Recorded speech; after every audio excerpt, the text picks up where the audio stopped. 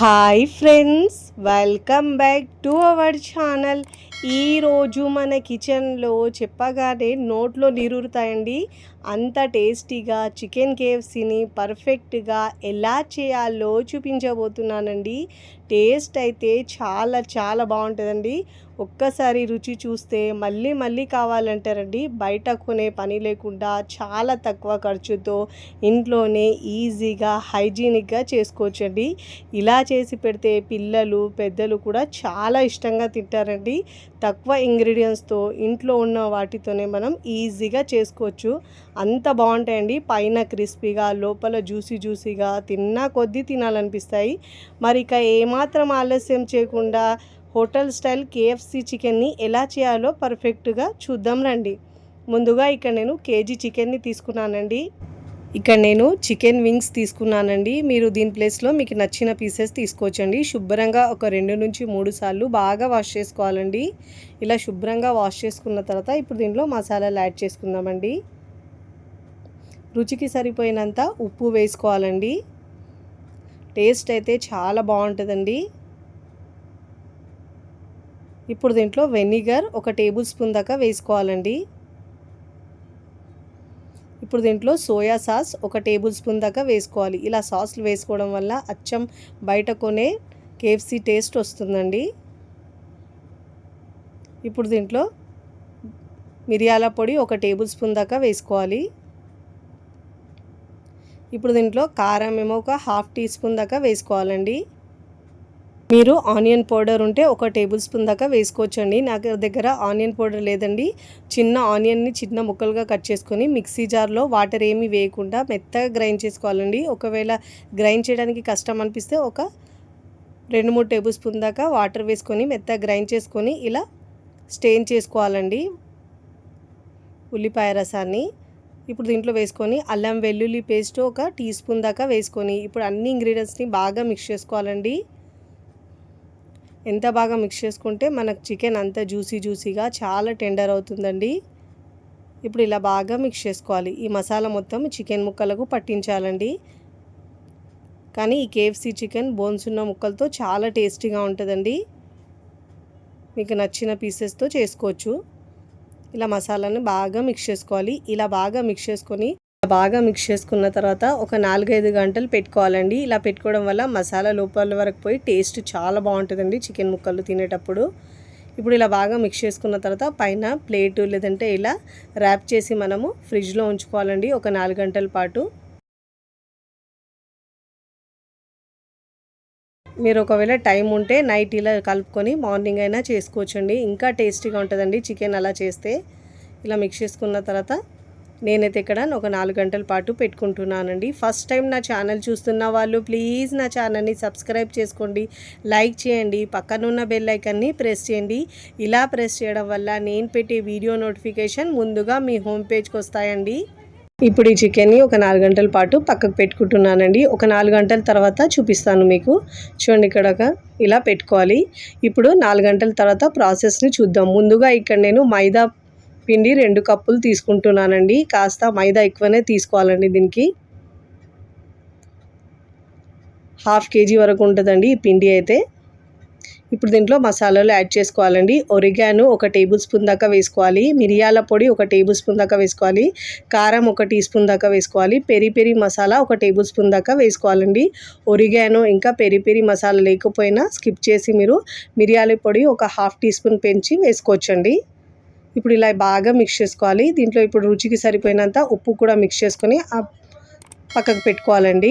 ఇప్పుడు 4 గంటల తర్వాత చికెన్ తీసుకున్నానండి. చూడండి ఎంత బాగా లోపలికి ఉప్పు కారం వెళ్ళి టేస్ట్ చాలా బాగుంటుందండి. ఒకసారి ఇలా చికెన్ని బాగా మిక్స్ చేసుకొని ఇప్పుడు మనము నెక్స్ట్ ప్రాసెస్ని చేద్దామండి. ఇప్పుడు ఇలా బాగా మిక్స్ చేసుకోవాలి. ముందుగా మనం చల్లటి వాటర్ని ఉంచుకోవాలండి. అప్పుడే కేఎఫ్సీ చికెన్ మనకు పర్ఫెక్ట్గా వస్తుంది. చూడండి ఇప్పుడు ఇలా బాగా మిక్స్ చేసుకున్న తర్వాత ఇప్పుడు ఈ చికెన్ ముక్కల్ని మనము ముందుగా మైదా పిండిలో డిప్ చేసుకోవాలండి. ఇలా పొడి పిండిలో ఇలా డిప్ చేసుకొని ఇలా ప్రెస్ చేస్తూ మంచిగా కోట్ చేసుకోవాలండి. అప్పుడే మనకు చికెన్ క్రిస్పీగా వస్తుంది. ఇలా కోట్ చేసుకోవాలి ప్రెస్ చేస్తూ. ఇలా కోట్ చేసుకొని ఎక్స్ట్రా పిండిని మొత్తం ఇలా దులిపేసేయాలండి. ఇలా దులిపేసి మనం చల్లటి వాటర్లో డిప్ చేసుకోవాలి. ఇలా 2 సార్లు కోట్ చేసుకోవాలండి. అప్పుడే మనకు చికెన్ పర్ఫెక్ట్గా క్రిస్పీగా జ్యూసీగా చాలా బాగా వస్తుందండి. ఇప్పుడు ఇలా మనము చల్లటి వాటర్లో డిప్ చేసుకోవాలి. ఇలా వాటర్ కూల్గా ఉండాలండి. అప్పుడే పర్ఫెక్ట్గా వస్తుంది KFC చికెన్. ఇలా వాటర్లో డిప్ చేసిన తర్వాత ఒక 2 నిమిషాలు ఉంచేసి ఆ వాటర్లో నుంచి తీసి మళ్ళీ పొడి పిండిలో వేసుకోవాలి. ఈ చికెన్ని మనం పొడి పిండిలో వేసుకొని మళ్ళీ ఇలా కోట్ చేసుకోవాలండి. ఇలా 2 సార్లు కోట్ చేసుకోవాలి. అప్పుడే మనకు చికెన్ చాలా బాగా వస్తుందండి. పైన లేయర్స్గా వస్తుంది. ఇప్పుడు ఈ చికెన్ ముక్కల్ని మనం వాటర్లో డిప్ చేసుకొని కోట్ చేసుకోవాలి. ఇలా ప్రెస్ చేస్తూ కోట్ చేసుకోవాలండి. చాలా ఈజీగా చేసుకోవచ్చండి. చాలా తక్కువ ఇంగ్రీడియంట్స్తో సింపుల్గా అండ్ టేస్టీగా చేసుకోవచ్చు. రుచి మాత్రం చాలా బాగుంటుంది. ఇలా కోట్ చేస్తూ మళ్ళీ ఈ ఎక్స్ట్రా పిండిని మొత్తం దులిపేసేయాలండి. ఇలా మొత్తం పిండిని దులిపేసి